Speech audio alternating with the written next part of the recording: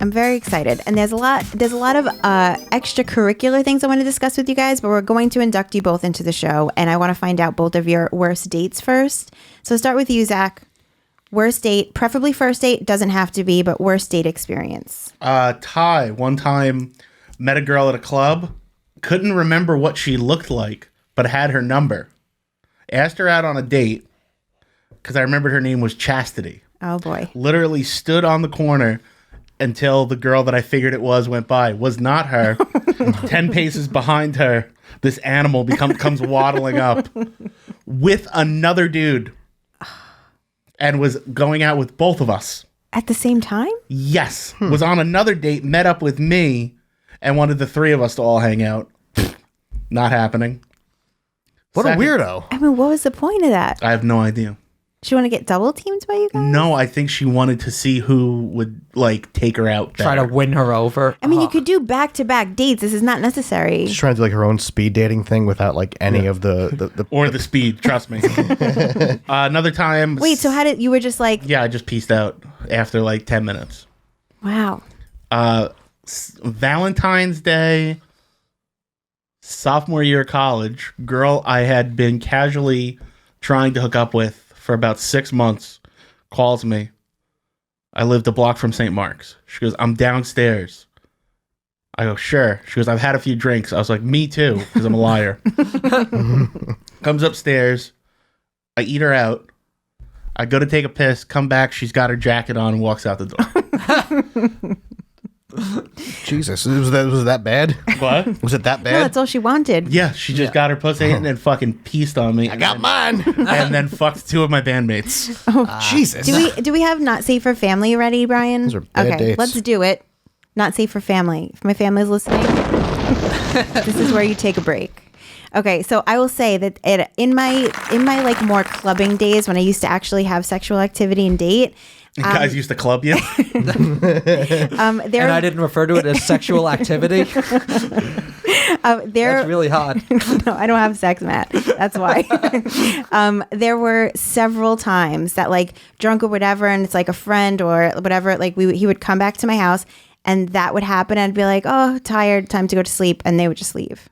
It's happened many times. I understand it, and you don't owe the other person anything. Yeah, it sucks. Come on, just let them jack it. It sucks, but I was like, I mean, we're good. You just got your box eaten and you left? That was it? Mm-hmm. End of story. I mean, a few times that happened. Yeah, that happened to me too. I go down on a girl. Got your box eaten? I got my box eaten.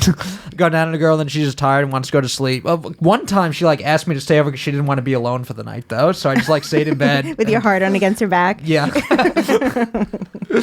All right, Matt, let's hear it. Worst date. Story. I could say there's two. So one of them didn't even get to the first date. The other one was just a weird. So the first one, there was a bar that me and some of the wrestlers used to frequent after shows back when I was wrestling. And there was one girl who I was friendly with. I'd see her there a lot.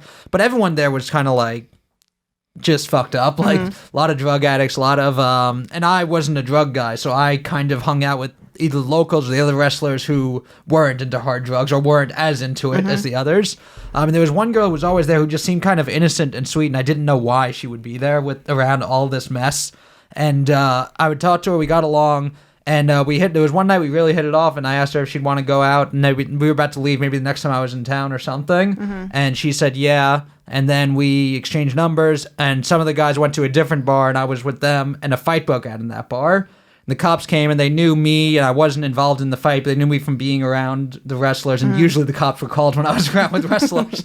So they asked me if I would come back to the station with them to just do a witness report and kind of explain what happened, what I saw. And on the way, they pulled over slowly, and they were like, oh, we got something. They caught some prostitute or something behind in a alley or something, and it was the girl who I had just asked out earlier in that night with some guy in some alley behind a dumpster blowing him or something. Wow. And they came in the car, so I had to sit in between the girl I had just asked out and the guy she was blowing on the way to the police station.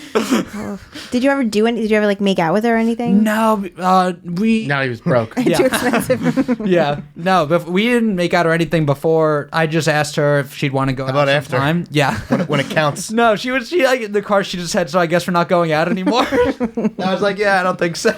Wow.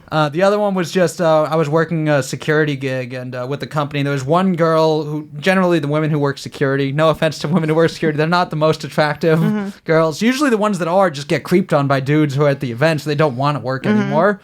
But yeah, You're not attracted to a woman in a dark blue polo shirt? Yeah. We're doing these like football games and you're like the bag checker and every guy's like, I want you to frisk me. And it's like, I wouldn't want to work that either. But yes, there was one girl, really pretty, really cute, and every other male security guard was hitting on her, so I just didn't really, I wasn't even really friendly with her, but she like went out of her way to sit next to me on a bus ride home on one of the trips we did, and like went out of her way to be, I guess I was the only one not being a creep to her, and then she said she'd like to hang out with me outside of work, and I was like, let's get dinner or something after, and we did, and she was really quiet, and I'd like had to drag stuff out of her to talk, and then she finally starts talking, and she's just asking me these. I remember the one question I remember she asked me, it's her icebreaker. She goes, where were you on 9/11? There's other random questions like that.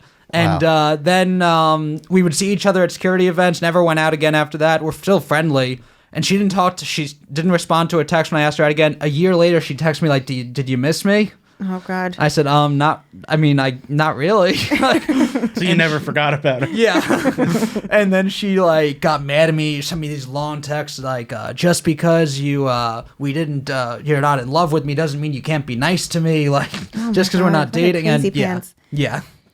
But that first day being asked where I was on 9/11 as an icebreaker on a first date was fun.